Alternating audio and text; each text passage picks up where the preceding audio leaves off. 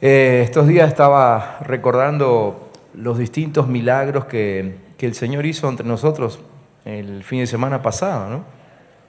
En realidad, Él siempre se está manifestando, pero como que cuando nos juntamos así un fin de semana, como el fin de semana pasado, que tuvimos una serie de reuniones especiales y bueno, como que se amontonan los milagros y, ¿no? Uno lo disfruta, a pesar de que en algunos casos terminamos a las 3, a las 4 de la mañana, ¿sí? Pero vale la pena.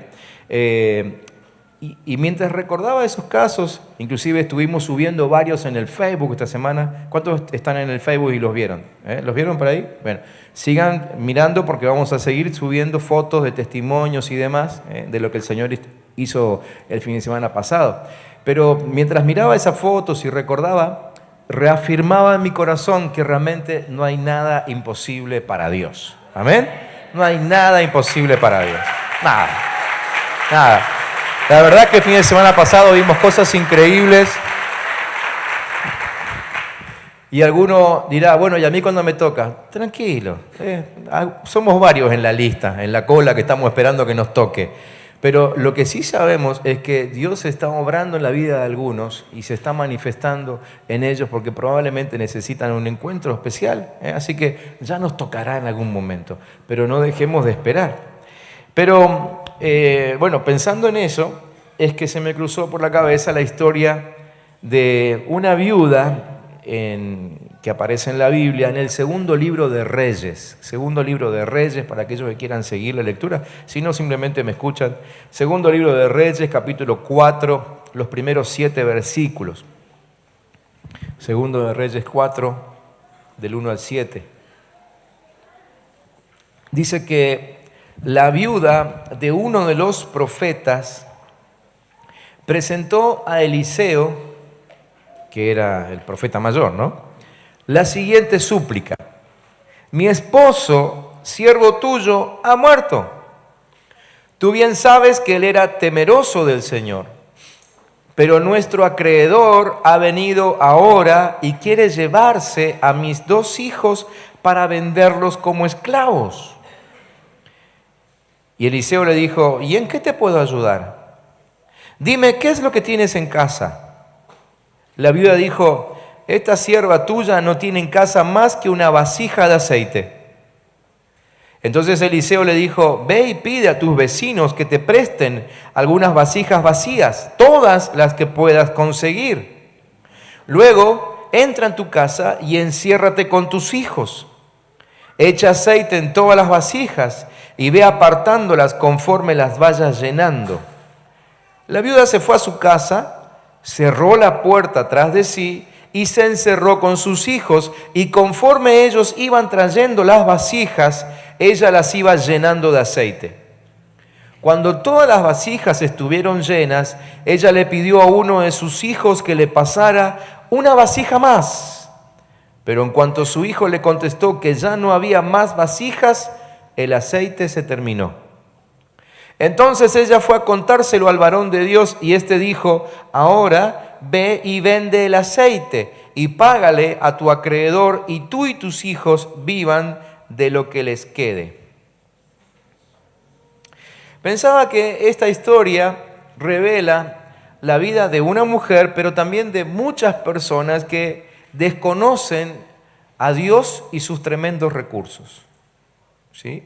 Que son personas ignorantes de lo sobrenatural y de cómo funciona la fe. Cuando digo ignorantes, no lo digo en el sentido de ofender a nadie, lo digo simplemente porque o no se enteraron o porque no se les ocurrió empezar a preguntar, ¿no?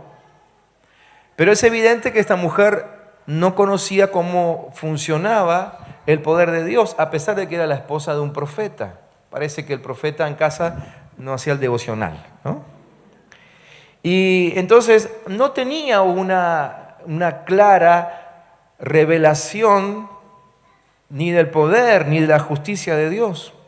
Cuando leemos la historia, aunque es una historia cortita, vemos que sus palabras están como cargadas de profunda frustración, ¿no?, ante la situación que estaba viviendo. Claro, no es que se estaba muriendo de hambre, como si era el caso de otra viuda, pero estaba a punto de perder sus hijos. En aquel tiempo era muy común y aún estaba aceptado que si alguien no podía pagar las cuentas, el acreedor podía llevarse a los hijos mayores de la casa para que trabajen para el acreedor, y eso es lo que le estaba por suceder a esta mujer. Así que imagínense su tremenda preocupación. Para colmo de males, sus hijos mayores eran su propio sustento. O sea que no solamente que se llevaba al hijo y habría allí una ruptura emocional, sino que además el acreedor se llevaría la fuente de recursos para su hogar, porque no tendría quien trabajara en la casa.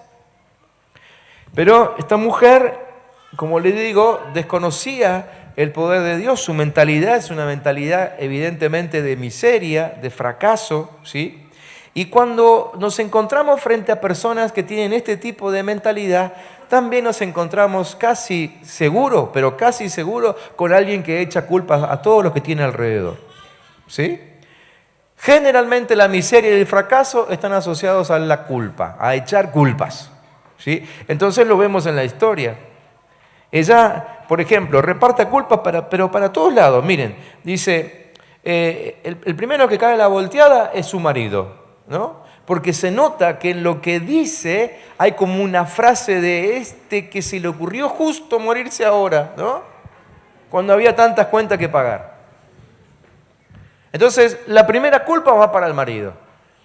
A lo mejor tenía razón, a lo mejor este hombre andaba todo el tiempo con la compañía de profetas por ahí y se olvidaba de que de vez en cuando está bueno laburar, ¿no? Y llevar unos mangos a casa para que después la esposa no se queje, ¿sí? Y todos sean prosperados ahí en el hogar. Quizás él no lo hizo, no lo sabemos, la historia no lo cuenta, pero lo que sí sabemos es que tenemos aquí una mujer que empieza echando culpas a su propio marido. Después le echa la culpa al profeta porque le dice, por culpa tuya, porque él te servía a ti y vos no le pagabas bien, ¿no? Es evidente que también le está echando culpa al profeta. Trabajaba para el profeta. No sé si trabajaban para el profeta. La costumbre era que se juntaban y Eliseo tenía ahí como una escuela de profetas, les enseñaba el hábito, las costumbres, la tarea de profetizar, buscaban juntos a Dios seguramente. No sé si había que pagarle o no había que pagarle, la verdad que no sé. Pero sí se nota que la mujer le echa la culpa al profeta. Dice, y el tercero que cae en la volteada es el acreedor, ¿no? Por culpa de ese hombre impío que me cobra la deuda a mí. ¿Por qué no se la agarra con el que está enterrado 2 metros bajo tierra? No, se la agarra conmigo. Y por último, como también siempre pasa, también culpa a Dios, ¿no? Por culpa de Dios. Fíjense que ella arranca la frase diciendo, mi esposo servía a Dios, ¿no? Hay como un dejo ahí de reclamo, ¿no es cierto? Así que también echa culpa a Dios, que fue injusto al permitir que su siervo se endeude o al permitir que su siervo se muera. No sé bien qué, pero algo se está quejando. Entonces el problema de esta mujer y el de muchos, obviamente que no estamos aquí hoy para recordar la historia de esta mujer. No nos vamos a ir de aquí diciendo qué mala esta mujer. Nos tenemos que ir de aquí pensando a ver si no somos nosotros iguales que ella. Así que la historia es para nosotros. Pero el problema de esta mujer y el de muchos es que su mentalidad frustrada y dividida, es más, inclusive atada a un espíritu religioso y de mentira, que sentía conmiseración por ella misma, daba lástima, dudaba de Dios, aceptaba la derrota, culpa a los demás, ¿sí? Justifica su fracaso y termina abrazando la mediocridad. Tenemos demasiada gente así alrededor nuestro, ¿no? O, como suelo decir siempre, quizás tenemos un mediocre delante nuestro cada vez que nos levantamos y nos exponemos al espejo. Y la mediocridad siempre tiene que ver con esto, con que desconocemos el poder de Dios. Es decir, el que conoce el poder de Dios, imposible que sea mediocre. El que lo conoce en profundidad. No simplemente el que escuchó una historia, no el que fue a un culto en alguna iglesia por ahí y le contaron, sino que conoce profundamente a Dios. Esa es una persona que no puede, jamás estaría ligado a la mediocridad. Por eso es que tenemos que llevar a Dios a las calles, ¿sí? Y que la gente lo pueda conocer, para que entonces salgamos de la mediocridad. La crisis económica en la que estamos, no quiero ser mala onda, pero la verdad es que no estoy muy entusiasmado con que las próximas elecciones lo resuelvan. No creo que la resuelvan. Lo que va a resolver la crisis es que nuestro país se confronte al poder de Dios, porque es la única forma de salir de la mediocridad, porque ese es nuestro verdadero problema. Nuestro problema no se llama dólar, nuestro problema se llama mediocridad a causa de no conocer el poder de Dios. Por eso tenemos que estar en las calles, ¿sí? Entonces, una persona así es imposible que desarrolle fortaleza interior, no puede estar fortalecida interiormente cuando vive en medio de una constante mediocridad, una mediocridad que nace desde adentro mismo. ¿Qué es lo que hizo Eliseo? Veo que hay 3 cosas que hizo Eliseo allí con esta mujer y que evidentemente le solucionaron el problema, así que se lo quiero compartir rápidamente para ver si en todo caso nos soluciona a nosotros también el problema. En primer lugar, Eliseo trabajó o trasladó, mejor dicho, la visión de esta mujer desde afuera hacia adentro. Desde afuera hacia adentro. Lo primero que le dice Eliseo es, decime, contame, ¿qué tenés en tu casa? ¿Qué tenés en tu casa? Es como decirle, vamos a volver a revisar un poco tu casa, a ver si no hay algo ahí que nos pueda ayudar. Era evidente que ella nunca lo consideró. Ella no lo vio, porque si no, no hubiese habido reclamo. Recién ahora, cuando Eliseo se lo pregunta y hacen juntos seguramente una revisión de lo que había en la casa, ella se acuerda que tenía una vasija de aceite. Así que lo primero que hace Eliseo es llevar su mirada de afuera hacia adentro, ¿sí? Y le pregunta, ¿de veras que no tenés nada en tu casa? ¿En serio que no hay nada? Y esta noche le quiero trasladar esa pregunta a ustedes. Yo sé que ustedes no se quejan, no son gente de andar quejándose todo el tiempo, pero a veces vieron que se nos escapa alguna quejita, ¿no? ¿A alguien se le escapó alguna queja últimamente? Entonces, quejas como por ejemplo, no tengo nada, no soy nada, no hay nada en mí, ¿no? Entonces la pregunta del profeta te la hago esta noche a vos también. ¿De veras que no hay nada? ¿De veras que no hay nada? Den una miradita hacia adentro, den una miradita en su casa. ¿De veras que no hay nada? ¿Me dejan hacer un ejercicio? ¿Sí?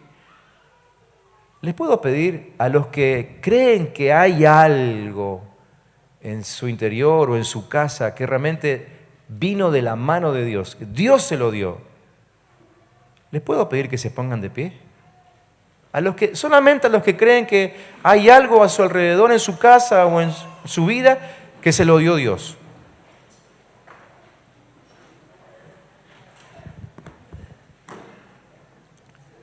Ya me parecía que se iban a terminar parando todos. Entonces, ¿hay algo o no hay nada? ¿Hay algo, sí o no? ¿Por qué no le dan un aplauso a Dios por su provisión? Porque aunque sea poco, viene de Dios.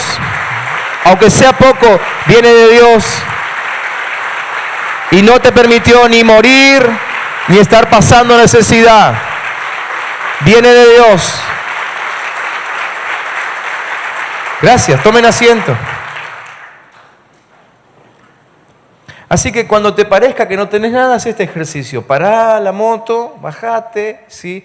Y decís, ¿de veras que no tengo nada? Y te vas a dar cuenta que en realidad sí hay. Y quizás descubras que hay mucho. Así que Eliseo la guió a encontrarse o reencontrarse con una verdad que está proclamada en la palabra. Claro, está en el Nuevo Testamento, entonces esta mujer todavía no tenía el Nuevo Testamento, pero yo creo que ya en ese momento, en algún momento, alguien se lo tiene que haber enseñado, ¿sí? Y esa verdad es la que Jesucristo expresa en Mateo capítulo 19, versículo 29. 19, 29 de Mateo. Jesús decía, cualquiera Cualquiera. ¿Cuántos cualquieras hay acá? Ahí está, todos somos cualquiera, ¿no? Cualquiera que por causa de mi nombre haya dejado casas, hermanos, hermanas, padre, madre, mujer, hijos o tierras, recibirá 100 veces más y también heredará la vida eterna. Así que Eliseo le está diciendo a la mujer, mira, si tu esposo realmente sirvió a Dios, tranquila, no te va a faltar nada. El que sirve a Dios tiene la promesa de que Dios no lo abandona, ¿sí? Ahora, cuando no estamos sirviendo a Dios, cuando servimos a nuestra preocupación por la crisis, cuando tratamos de ocuparnos de resolver la crisis con nuestros propios elementos, nuestros propios recursos, entonces Dios dice, ¿te vas a ocupar vos? Buenísimo. 4 manos en el plato van a ensuciar el asunto, así que yo me corro, seguí solo. Y no nos conviene. Nos conviene que sea Dios el que trabaje en nuestro asunto, que se ocupe Él, ¿sí? Entonces nosotros le servimos y nunca nos falta nada. Si tu corazón está entregado a servir a Dios, es imposible que haya carencia en tu casa. El que de corazón sirve a Dios siempre tiene algo en su casa. Como esta mujer, el aceite siempre estuvo ahí, ella no lo estaba viendo. Pero el aceite siempre estuvo en su casa y fue la respuesta a su necesidad. ¿Sí? Es decir, lo que ella estaba reclamando ya estaba respondido desde hace no sé cuánto tiempo. Quizá la vasija ya estaba ahí cuando todavía vivía su esposo. La respuesta a tu necesidad está en tu casa y si servís a Dios, con más seguridad todavía te lo digo. El problema es que quizás a veces pasamos por al lado y como que pensamos que bueno, es poca cosa, ¿no? ¿Qué puede hacer una vasija de aceite en medio de la gran crisis que estoy teniendo? Pero eso es falta de visión, ¿no? Y nos lleva a menospreciar lo poco. Nunca tenemos que menospreciar lo poco, nunca. La semana pasada, fin de semana, el evangelista nos dijo varias veces que lo de Dios siempre empieza con poco, empieza pequeño, ¿sí? Los discípulos mismos cayeron en esta trampa del enemigo y le dijeron a Jesús, Señor, 5 panes y 2 peces, no alcanza para nada, ni para nosotros alcanza. Y Jesús terminó alimentando a 20.000 personas. No tenemos que menospreciar lo poco que tengamos en casa, lo poco que tengamos en nuestra vida, ¿sí? No es poca tu fe. No, yo no tengo tanta fe como los hermanos de la iglesia. ¿Se acuerdan cuánta fe es necesaria para mover una montaña? ¿Del tamaño de qué? De un grano de mostaza. Y perdóneme, no quiero ofender a nadie, pero la verdad es que muchos de aquí ni siquiera verían el grano de mostaza en su mano. Eso que usan anteojos grandotes que estoy viendo por acá, ni la verían de tan pequeña que es la semilla de mostaza. Y Dios dice, con eso alcanza para que muevas una montaña. Tu fe no es poca. Tu fe no es poca. Tu misericordia por otros no es poca. Es decir, ¿cuándo vamos a empezar a salir a bendecir la ciudad? Como recién decíamos. No, cuando sienta mayor misericordia. Yo creo que ya tenés algo. Y ese algo alcanza. Y si con ese algo salís a la calle, el Señor la va a aumentar en todo caso, si Él quiere que aumente. Tus recursos no son poco. Tu servicio no es poca cosa. Tu servicio no es poca cosa.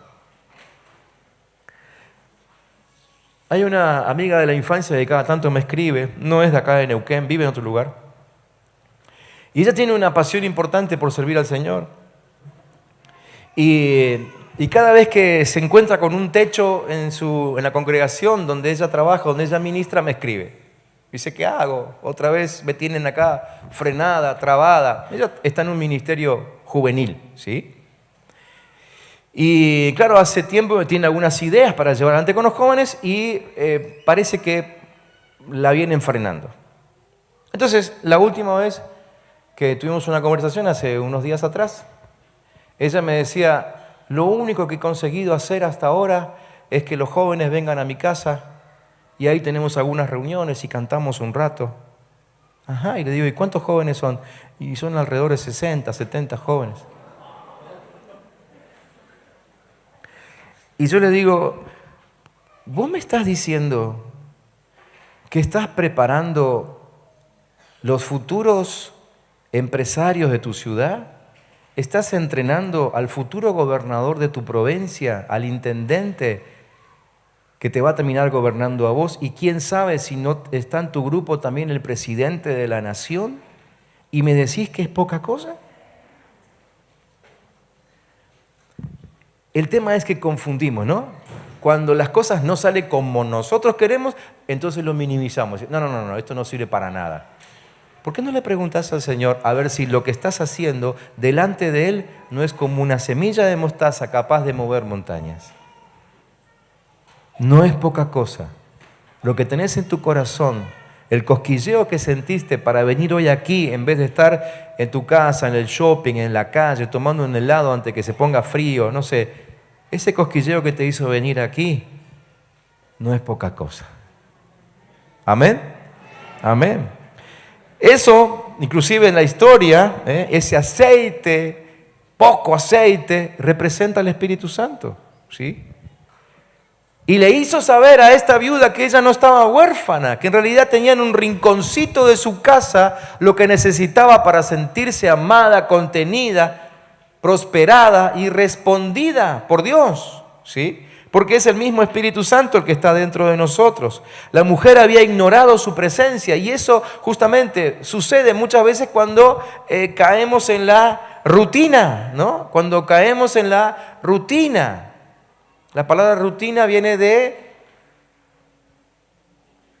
ruta, sí, viene de ruta. ¿Qué es lo que pasa con ustedes cuando siempre hacen la misma ruta?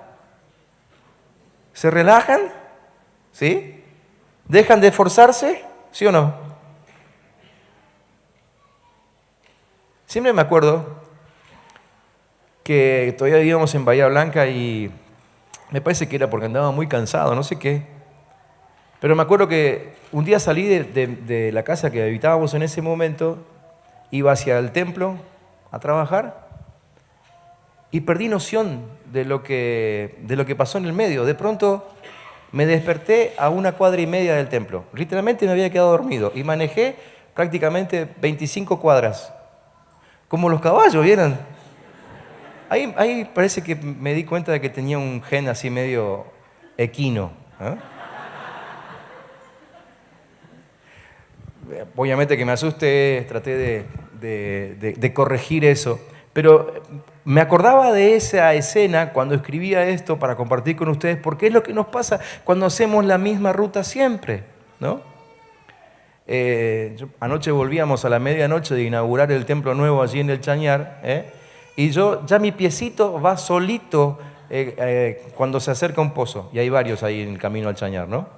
Así que ya empiezo a acostumbrarme a la ruta al Chañar.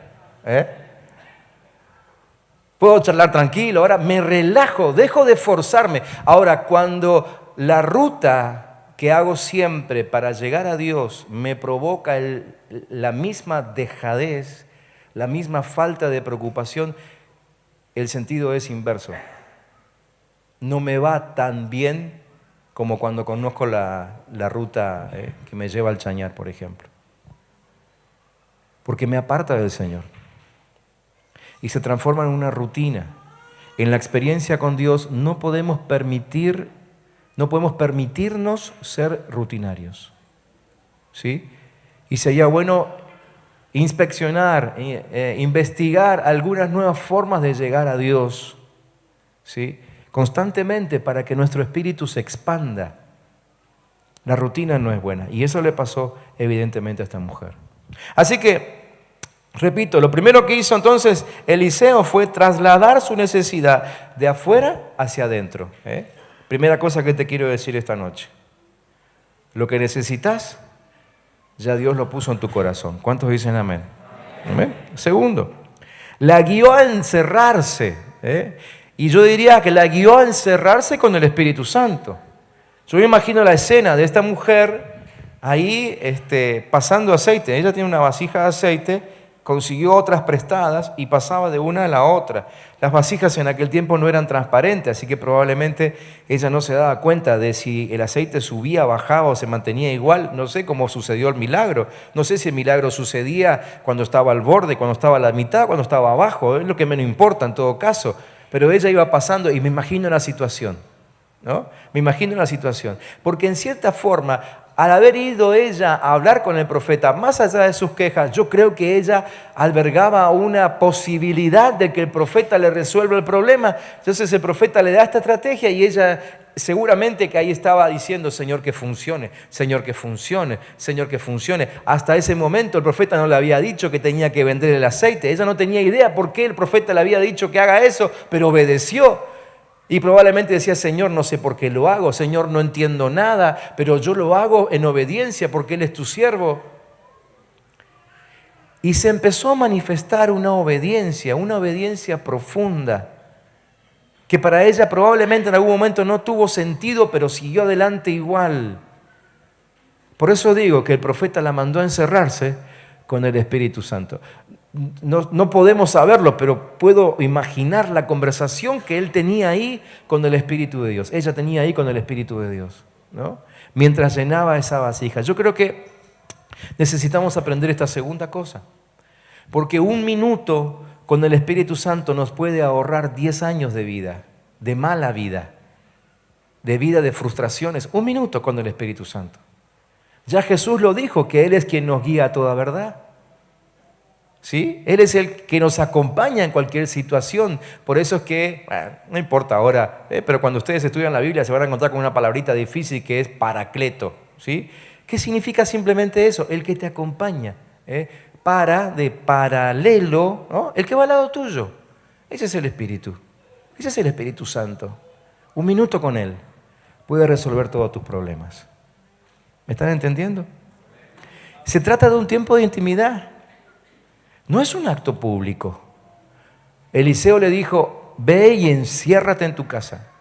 No sé si se dieron cuenta por la lectura, pero ni el profeta sabía lo que estaba pasando. Ella le tuvo que ir a decir al profeta que ya estaban todas las vasijas llenas. Pero nadie se enteró. De esto nadie se tiene que enterar. Es una cuestión de encerrarte en intimidad con el Espíritu Santo de Dios y trabajar ahí lo que Dios te vaya mostrando. ¿Sí? Nos gusta esto porque acá tenemos la posibilidad de mostrarnos un poquito, ¿no? Y a veces exageramos un poco nuestras experiencias con el Señor. Pero a solas no tiene sentido exagerar nada si nosotros nos conocemos. Y es en la intimidad con Dios en donde el Señor trabaja con nosotros. Segundo consejo: encerrate con el Espíritu Santo. Tercero,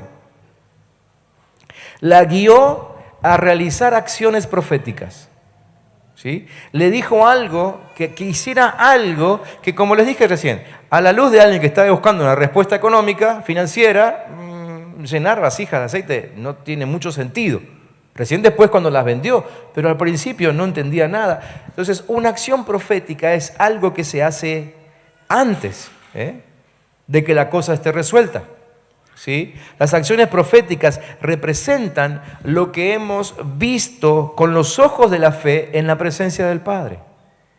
O sea, yo actúo de acción, ¿no es cierto? Actúo conforme a lo que vi cuando estoy encerrado en la intimidad con el Espíritu Santo. Por eso el tercer punto va después del segundo. Generalmente es así. ¿Sí? Las acciones proféticas son nuestro modo de vida. Se ejecutan siempre según nuestro modo de ver. El modo de vida de cualquier persona en el planeta tiene que ver con su modo de ver la vida. ¿Sí? Cualquier persona, preséntenme a cualquiera y se lo puedo justificar. ¿Por qué el corrupto actúa en corrupción? Porque está viendo, en algún momento dijo: todos lo hacen, yo también. ¿Sí? Entonces el corrupto ve, sea cierto o no sea cierto, no importa, pero él está viendo que todo el mundo vive en corrupción, entonces actúa en corrupción. ¿Por qué el ladrón roba? Porque lo que está viendo es su necesidad. Ve la necesidad, lo único que ve es necesidad. A su alrededor, necesidad, necesidad, necesidad, necesidad, necesidad. ¿Cómo lo resuelvo? Me tengo que asir de algo que no es mío. ¿Sí? Entonces, el modo de vivir siempre tiene que ver con el modo de ver. ¿Por qué hay personas que no roban? Porque sus ojos no están depositados en la necesidad, están depositados en lo que tienen, aunque sea poco. Pregúntenle a cualquiera que no roba y que esté en medio de necesidad, ¿por qué no roba? Y te va a contestar, porque todavía tengo un recurso. Puedo hacer esto con mis manos, no trabajaré de ingeniero no sé qué, pero puedo hacer empanadas, ¿sí? Puedo pararme en los semáforos y vender lo que sea. ¿Por qué no roba? Porque no está viendo la necesidad, está viendo la poca riqueza que tiene, pero la de. Entonces, siempre nuestro modo de vida tiene que ver con el modo en que vemos las cosas.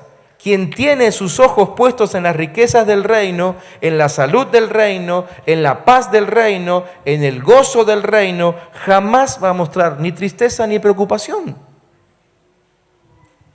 ¿Se entiende eso? Por eso lo más importante, lo mejor que nos puede pasar es que nosotros empecemos a ver diferente la vida. ¿Y qué es lo que hacemos aquí cuando trabajamos con alguien, cuando lo aconsejamos?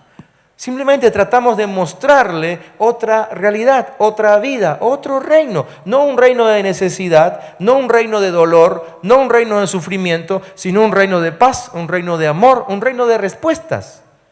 Y si la persona lo consigue ver, y si lo consigue ver es con la ayuda del Espíritu Santo, como decíamos antes, pero si lo consigue ver, su modo de vivir cambia. Nuestro modo de vivir siempre tiene que ver con nuestro modo de ver. ¿Sí? Hablando de acciones proféticas, quizás ustedes escucharon alguna vez que acción profética es actuar según lo que uno espera que pase, ¿no? Entonces, como yo espero sanidad, largo el bastón. Como yo espero que venga mucha gente a la reunión, pongo muchas sillas. Y esa ecuación no siempre funciona.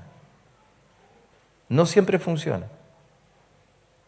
Eso funciona si antes de actuar yo lo vi en el reino de Dios. Y no lo puedo ver si no tengo intimidad con Dios. Entonces, si yo metido en la presencia de Dios, como decía el segundo puntito, ¿no? En intimidad con el Espíritu Santo, Dios me dice, va a venir mucha gente, entonces pongo mucha silla y me funciona. Si en la intimidad con Él, Dios me dice, hoy es tu noche, hoy te sano, entonces a la reunión voy sin bastón. Eso es una acción profética. La acción profética es cuando yo adelanto algo que ya vi en la intimidad con Dios. Pero si no lo vi en la intimidad con Dios, puede ser que te vayas frustrado a casa. Y yo sé que el fin de semana pasado, cuando aquí pasaron muchos testificando de sanidad, yo sé que algunos se fueron como frustrados a casa, ¿no? Porque esperaban que algo pase. Y quizás vinieron diciéndole a toda la familia, esta es mi noche, esta es mi noche, esta es mi noche. Perdón, pero tengo que preguntarte, ¿te lo dijo Dios? Por supuesto que aquí desde la plataforma te animamos a que hagas todas las pruebas, que te saques los anteojos, que camines, que toques, ¿no es cierto? Pero lo que mejor funciona es encerrarte con el Espíritu Santo y que Él te muestre tu provisión. Si la viste en el cielo, quiere decir que es el tiempo de que la recibas y entonces viene la acción profética, porque la acción profética lo que hace es mostrarle a todo el mundo que ya creíste lo que viste en el cielo. No me pidan que lo repita porque salió así. Pero se entendió, ¿no? Eso es una acción profética. Y Eliseo estaba tratando de entrenar a esta mujer. Acciones proféticas tiene todo que ver con fe. Nosotros vivimos según lo que hemos creído, según lo que hemos visto. Nuestra vida es una acción profética constante cuando vivimos según lo que creemos. ¿Sí? Entonces, si yo creo que la ciudad va a ser transformada, entonces el sábado a las 7:30 estoy ahí. Porque ya estoy declarando de antemano que todos los templos van a quedar chicos y que vamos a tener que cantar al Señor en la calle. Así que el sábado a las 7:30 me paro ahí y canto. Porque es lo que va a suceder. Amén. Después arreglamos el tema de la publicidad, chicos, los jóvenes que están organizando la actividad. Pero así es como funciona lo de la fe. Si lo viste, entonces actúalo. Si no lo viste, espera, quizá no sea el tiempo. El peligro entonces se presenta cuando soy descuidado en lo espiritual y pierdo esa plataforma de intimidad con el Espíritu Santo. Termino. Necesitamos alinear nuestra vida a la palabra de Dios, como hizo Eliseo con la viuda. Eliseo le recordó que Dios dijo, el que me sirve no va a tener ninguna necesidad. Entonces buscá y encontrate con esas palabras en la Biblia. Ponete a estudiar si no estás estudiando la palabra todavía. Pero encontrate con esas palabras y alinea tu vida a esas palabras. Poné tu vida a caminar detrás de esas palabras. Proponete nunca más decir no tengo o no puedo. ¿Amén?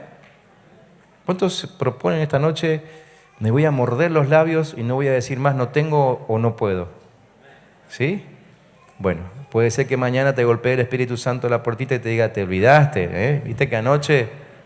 No importa, vamos de nuevo, proponételo de nuevo hasta que se borre el no puedo y no tengo de tus labios. Lo tenés que lograr, lo podés lograr. ¿Amén? Si estás sentado al lado de alguien que vive con vos, bajo el mismo techo, decirle, ¿me ayudás en esta? Me cuesta un poquito, ayúdame, recordame, cuando digo no puedo, no tengo, recordame que sí puedo y que sí tengo. ¿Amén? Empezá a ver alrededor tuyo, lo que tenés alrededor tuyo, como un recurso divino. Dios lo puso ahí. ¿Sí? No le quites valor a la promesa, a la presencia prometida del Espíritu Santo. Disponé tu vida como esa vasija vacía, ¿sí? Para que seas llenado por el Espíritu Santo. Y nunca permitas que se cese el aceite. Yo pensaba, ¿no? Hay varias historias, no me voy a meter en todas esas en la Biblia, pero hay varias historias que muestran esto, ¿no? Que si hubiese seguido un poco más, tendría otros milloncitos de dólares en el banco. Pero ella dijo, bueno, ya está, última jarra del barrio, se terminó acá. Y se terminó el aceite. Si ella lo hubiese visto un poco más allá, quizá hubiese estado un rato más con el Espíritu Santo en intimidad y el Espíritu le hubiese dicho, mira, ese aceite es para vender. Quizá ella hubiese dicho, entonces salgo no a pedir una vasija, un carro y me voy al pueblo de al lado y pido más vasijas. Y que nunca se termine, que no se corte nunca.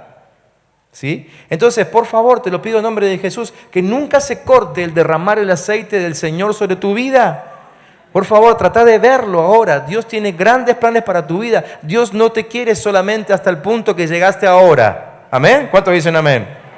Sí, puede ser que estés muy bien ahora, pero Dios no te quiere solamente como estás ahora. Dios te quiere todavía en una versión mejorada. Entonces, no cortes el fluir del Espíritu Santo. Seguí disponiendo tu vida como si fuese una nueva vasija que mañana se llena otra vez. Y el martes de nuevo. Y el miércoles vamos con otra. ¿Sí? Pero no cortes el fluir del Espíritu Santo. Y el Señor te va a sorprender. Y vas a ser más rico de lo que pensaste. Y no sé si estoy hablando de riqueza monetaria. Hablo de riqueza y el Señor verá lo que te da. ¿Sí? Busca a Dios en intimidad y en oración. Intimidad, ese es el gran secreto.